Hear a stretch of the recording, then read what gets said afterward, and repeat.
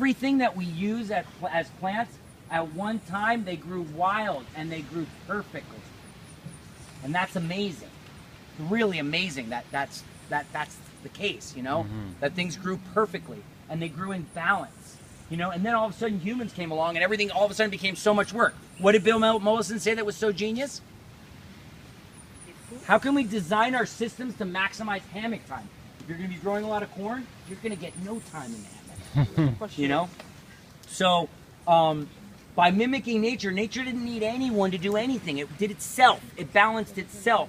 So that's why in permaculture, we really thrive on diversity. I didn't mean to diss Vermont. I like Vermont. But I feel like things thrive when they're diverse. We love diversity. Things thrive when we're diverse. Forests are diverse, and that's why they thrive. When all of a sudden, there's like an area, like I know in the States, there's like, or in Canada, there's these whole areas of certain kinds of pines. And then all of a sudden, these pine beetles came out, and the entire forest died. It's all wiped out in BC. Yeah, and people are just like, oh my God. It's not natural that there's only one kind of forest there. You know, humans came in and changed things, and the balance goes out, and then pests come in, and things go out of balance.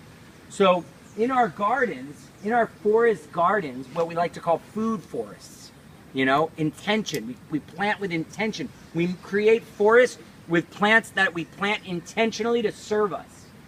You know, and by planting them intentionally to serve us, they all work together. Does that make sense? How can we make sure plants also serve each other? Well, that's what they're completely serving each other. But the ones we've chosen, hear me out. The ones that we're choosing in our food forest, we're choosing because they serve us. Now, the ones that we're choosing to serve us, we have to fill all the different everyone know what a niche is? A niche? How do you say that in Spanish? Nicho. Un nicho. Todo entiende nicho. Es importante. Porque en el bosque hay muchos nichos y nosotros tenemos que llenar cada uno, pero con plantas que nos sirven. We want ground covers. We want things with deep roots. We want funguses. We want vines. We want. I know you know it. I am taking notes. Okay. So you said ground cover. Ground covers. And what a ground cover is, this is a ground cover. See right here? Yeah. This little yellow flower? This is a nitrogen fixing ground cover! Yay, nitrogen fixers! Amazing, right? So this is a nitrogen fixing ground cover. So we need nitrogens.